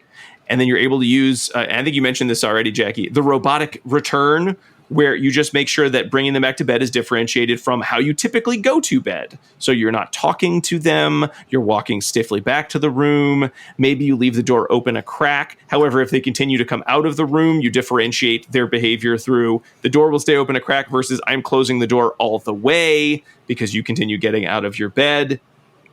And this can work very effectively. We did this with our own children. There was one comment here that the idea of if you have a child who's trying to get out of their room, the recommendation is holding the door because it is important, quote, it is important to stand, for lack of a better word, and win. If your child wins, he or she has learned how to defeat you at your own game and probably will be emboldened in his or her campaign against bedtime. And this is another recommendation where I sort of, and I've kind of gone back and forth with this, is that I see how this is important. I also feel it is kind of anathema to a lot of improvements that we have really been pushing in the field of behavior change. So I might feel differently about this now. Yeah. I feel like this kind of goes against a lot of the earlier parts in the book where he's talking about like we have to establish this trust between the parent and the child and that we're there to help them, like send them on this journey. We've definitely encountered this issue personally with when our kids were toddlers. And I think what we finally landed on as the solution was we would sit out. We had a beanbag just for this purpose. We would sit outside the room. And when they came to the door, we would get up and we would take them back and tuck them back in, but not do a lot of interaction. And then we would plop ourselves right back down in the hall. So there wasn't a lot of time for them to be the escape artist and get out and come into the living room, see what you're watching on TV and maybe get an extra snack and have some type of negotiation about things. Like none of that was happening. And then we, slowly faded ourselves back away down the hall, or we fell asleep with our in the oldest beanbag. Yeah, with our oldest, we did it. It was a very, very explicit shaping procedure.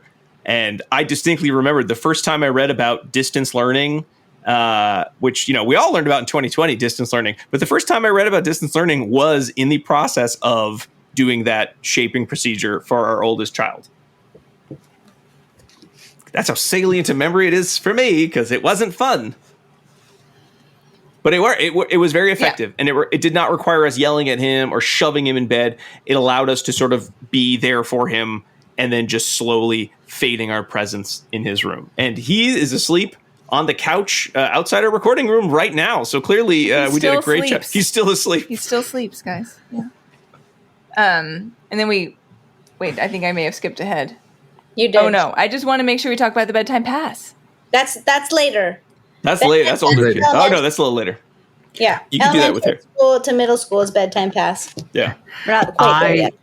I just want to also, I think that while that he may have some retooling of those sections, I do think the point, by all means, do not do this, where he says, do not debate, argue, discuss, or reason, or make threats or promises to a child who has left his or her bedroom at night. Just generally not in the middle of a challenging behavior is not the time to have that discussion. Right. Yeah. Some other tips. Hammer that home hard enough. I'm sorry. I was like, that is one of the hardest things in helping families change their family culture of just like it. Don't teach the lesson in the middle of the challenge. And it seems like with sleep, it would be different, but I think it's great advice. Some tips that if you haven't mastered already, you're going to want to master at this point in your child's development is direct commands. Tell your child with eye contact and as few words as you can, a clear statement as to what they should do. Not just it's time to get ready for bed, which is vague. It is time to pick up your toys. It is time to go put your pajamas on and then get into the routine that you've been developing since they were 6 months old of getting ready for bed. Again, some steps here. If the child is refusing to follow directions, this, like you were saying, Alan, this isn't the time to then I'm going to teach you a lesson about how important it is to follow instructions. It just, hey, guess what? This didn't get cleaned up. It's time for bed. We're going to focus on going to bed. And then tomorrow, when it's time to do something fun, all the toys you never cleaned up, this is when we're going to clean them up now. So don't like put them in timeout. Don't like do your normal typical day procedures. You want to get them to bed. And you could use physical guidance if it's gentle but firm. But again, it's going to be very much that if you've built the relationship and you are very, very clear of it is time for bed, and here we go, we're going to bed together. It's probably the right amount of prompting. If you are physically like yanking them up or picking your child up, that might be a little beyond what you're hoping to accomplish in this routine. It's a little easier to ignore crying at this age because it is more. It is not quite the same cry. And actually, while you could use it at the elementary levels, the bedtime pass, if you are finding this is still not successful, there are suggestions of the sleep fairy and the bedtime pass. And we actually did an episode on sleep where we talked about the bedtime pass. But basically, it just comes down to, here is a card.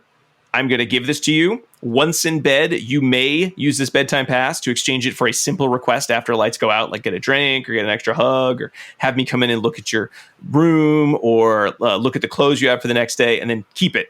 And it was like a 2-page article, and it was very effective. So again, you can use that. Is it because it works because the child has control over the environment in a way they didn't? Is it because there's some positive feeling that's paired with being in the dark and having the pass nearby? It's a substitute for the parent. Dr. Friman doesn't know, but it was effective in a research study. And then the sleep fairy is pretty much just, the sleep fairy will come. It's like a book. It's like a social story. And then they get a prize for sleeping in bed. So again, it's just sort of reinforcement. So two things you could use. Narrative. Yeah, social narrative. What's the difference between a social narrative and a social story? One's trademarked, one's not. I used the sleep fairy, but instead I used a pacifier fairy. In the middle of the night, I put the pacifiers out, and then instead of the pacifiers, there was toys. Yeah, I think we have a picture of our oldest son putting his pacifier in the pacifier box for the pacifier fairy to take away. Yeah, isn't that funny? All of our anecdotes are only about our first son because I don't really remember the first year of life of my other 2 sons because you're just so tired. They're still here. They're fine. Like, so it all happened, and they all like learned how to sleep, and they all eventually learned how to sleep in their own beds, and then they gave up their passies, and they're all big boys now. So it all happens. You too can do this. All right. So chapter 8, we move on to elementary school age children. I'll go to bed in a minute. A really, really long minute. I'm in this hot right now. You live in this now? I'm living this right now. And when I read that, I was like, oh my gosh, that is totally me right now. Hot minute. She's like, just a second. I'm just going to magically now order all my books by color on the bookshelf before I go to bed. So I felt that. Immensely. Yeah. There's an increase in sort of the complexity of verbal behavior your child can engage with at this stage. And I think as adults, we are much more likely to respond to that complexity, no matter what time of day it is, than we are to just say to ourselves, wait a minute, this is the same crap I was dealing with in the last chapter of the book. I can probably do a lot of the same things, which is true. You also now have a lot more kind of emotional responding from the child. They're going to be mad at you. They're going to say things that hurt your feelings that they would not have done as toddlers because they did not have the language to do so. They're going to tell you you're unfair, you're mean. And again, another quote, children are likely to be upset and feel that the parent is being unfair. My recommendation to you is to get used to it. It is likely to get worse before it gets better. Unfortunately, part of being a parent involves enforcing rules, the merit of which will not be clear to children until they become parents. So there is something to be said for having a social circle in which you have other parents that can tell you, no, as long as you are not yelling at your child or punishing them for no reason, you are doing okay. They're going to say things that make you feel like you are doing a bad job. But you must stand your ground, do it lovingly. But whatever routine you've been building for all these years, you still need to be consistent. One thing that he brings up, and I bet this section would also be expanded in a new edition, is sometimes your child is not failing to go to sleep at this age because of anything they are doing. It is because you have overscheduled them. And they can't actually get to, when they say, I can't get to bed on time, I have too much to do, they are literally speaking about their schedule and that there are too many things to do. They're getting home too late. They have too many other things that they haven't gotten done because they were out doing activities all day. Now they have to get them done and they're stressed out about how they can't get everything done. So if your child is saying, I can't do all these things, I can't go to bed, I have so much to do, you should, that is verbal behavior you could respond to by thinking, is this something that is true? And then looking at the schedule and saying, am I giving my child enough time to complete things that they want to do, have to do, and then can get to bed on time without being constantly stressed? Which I will say may also involve you not letting them do something they want to do and teaching them priorities of, I know you want to be in all these clubs and do this, but you have to have a limit because you cannot do all that for the rest of your life. Yeah. Which again is very challenging. Yeah. Even for adults. I do like that he says, hey, it doesn't matter if they're like playing after bedtime, if you said goodnight to them and all of the salient features are, if they're just playing in your room, in their bedroom and quietly, just let it happen. It's okay. They'll pass out eventually. Right? Yeah. I appreciated that because I was like, yeah, thanks. Thanks, Pat Friman. It's like me trying to read in bed of like, I don't know, is it good for me to read in bed? It doesn't matter. I'm asleep in 5 minutes after starting a book. So who cares? True.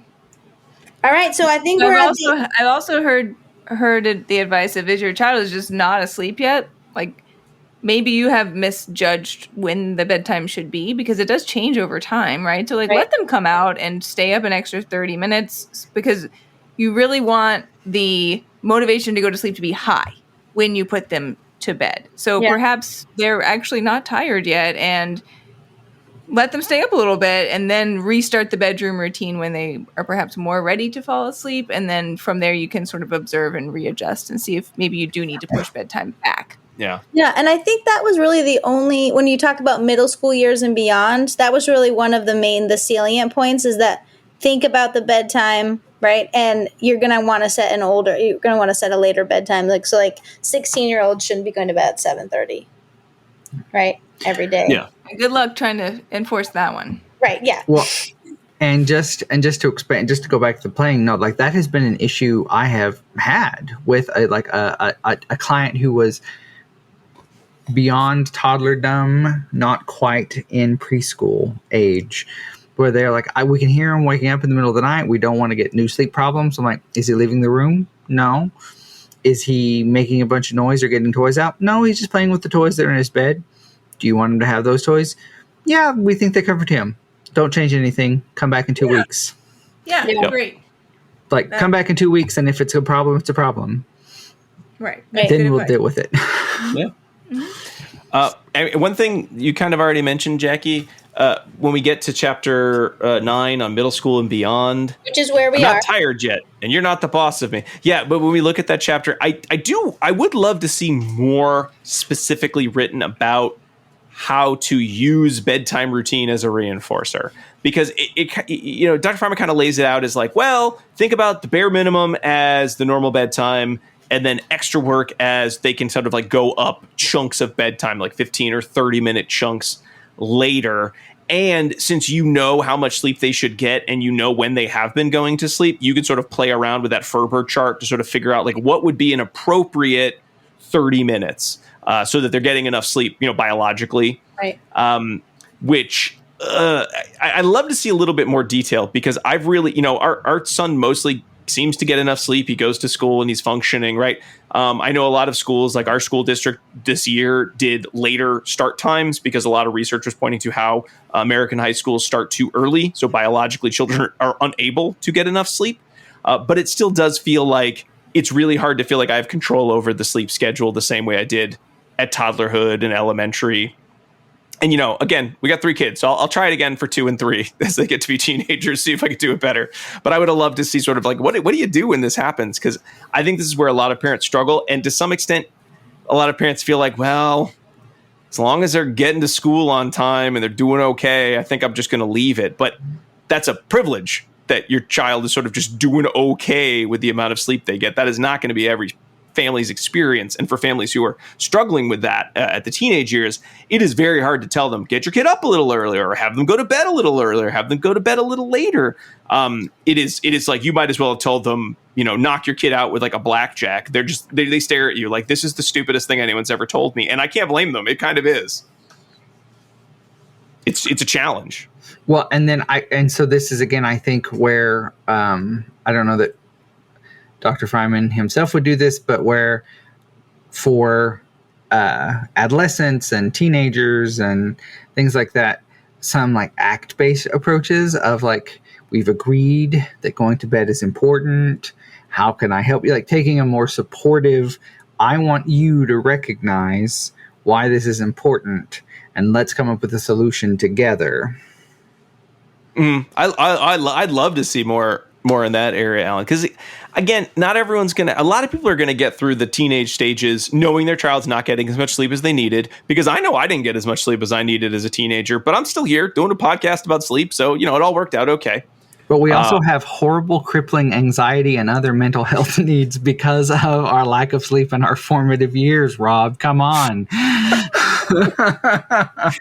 Hey, Alan, there are a lot of reasons I have crippling anxiety. I don't think we're going to put them all at the altar of sleep. There's a lot of things could have happened, right? I slept great. I always needed so much sleep, and I always got so much sleep. I think I was like that 14-year-old that went to bed at like 7:45. But it was like on my own volition. I'm like, well, feeling a tiny bit tired. Got to go to bed.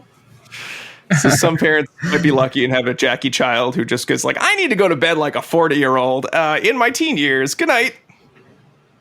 A 40-year-old? I'm what? A 50, 60-year-old? I don't know.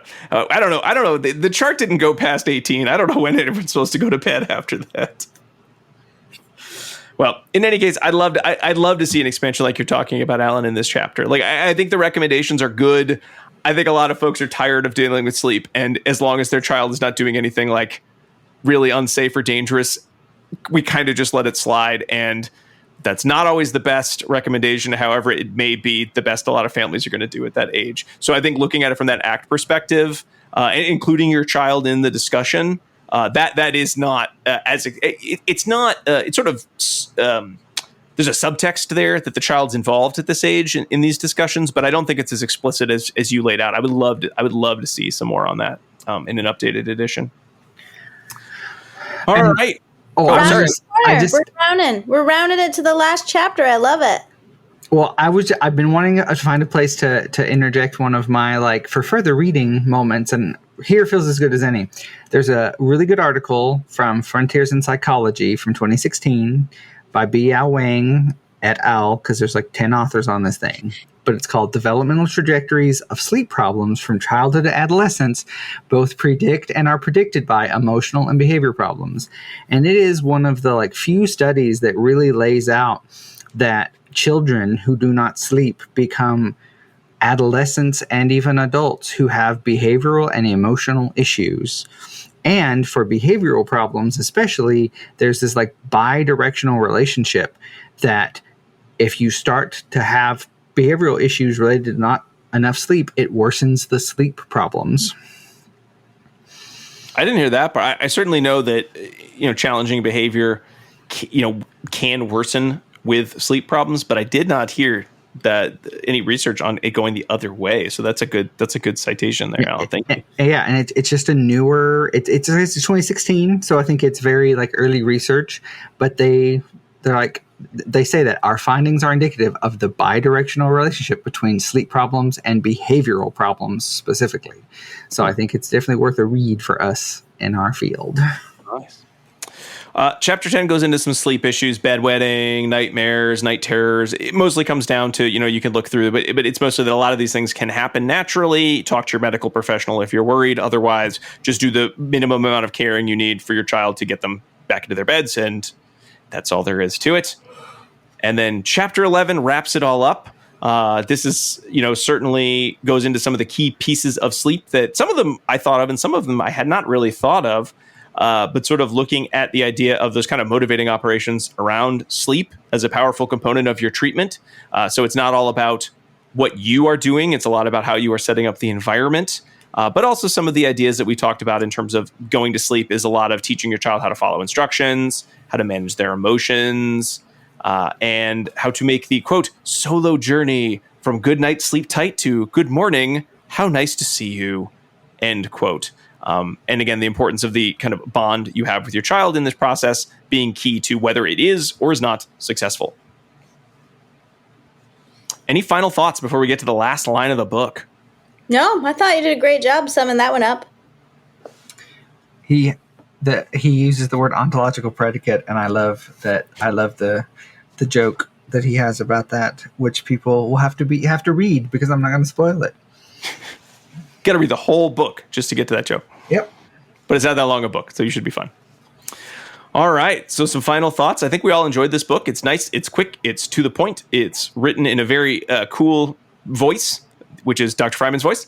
And if you are just kind of trying to get a basic understanding of some of the steps that would go into sort of the average family, caregiver, sleep dynamic, this book really covers a lot of those things. It's not going to cover everything. It is in need of an update, not because everything in it is out of date, but I think we brought up some areas where I know I would love to hear more about Dr. Friman's thoughts on some of these areas almost 20 years on, because I bet they would be very fascinating to hear and I think be really meaningful updates.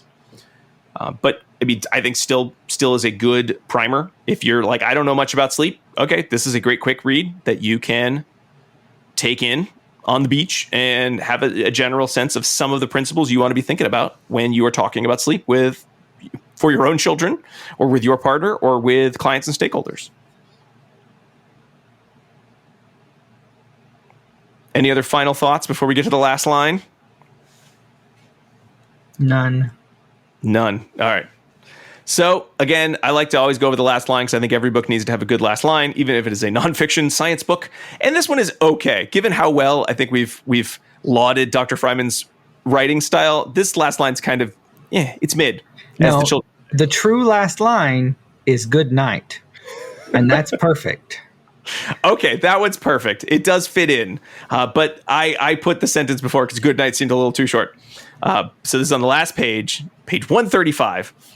Whether your child is an infant, a toddler, a preschooler, or an elementary school, middle school, or high school student, or a combination thereof, I wish you all the best as you try some new ways to send him or her off on time to sleep of sweet dreams and needed rest. And then the last line, good night. So it is okay. I don't know why. I expected a little more, but it's fine. I'm totally into it. All right. Your mileage may vary on the last line. It's fine. It certainly does sum up what the book is trying to do. And with that, we are at the end of this latest book club. We hope you enjoyed listening to our Good Night, Sweet Dreams, I Love You, Now Get into Bed and Go to Sleep book club, which is not going to be the full title of the episode because it is too long to type over and over again. We like this book. We think you will enjoy it. It is a very quick read, so even if you don't, hey, you won't even know you don't enjoy it, and the time will be over. Much like not remembering how we taught our kids how to go to sleep. It'll just be a hazy memory at some point in the future.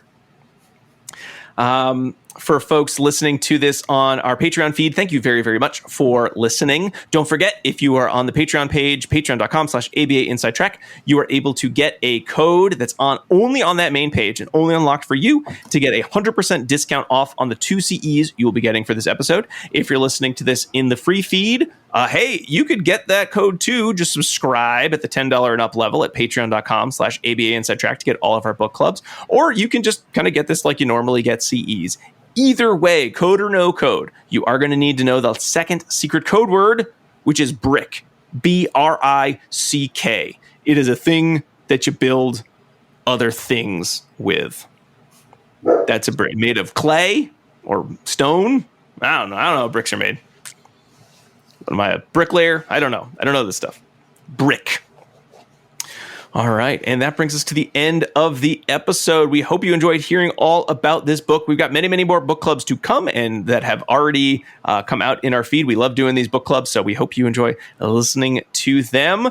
Since this is a book club episode, I'm not going to go into all the special plugs, but I do want to say certainly thank you for our patrons for subscribing, and thanks to Diana and Jackie and Alan for being here for our long, long discussion of this book. And now I guess it's time for bed. Or dinner. Night. Good night. All right, but until our next full-length episode, good night, and keep responding. Bye!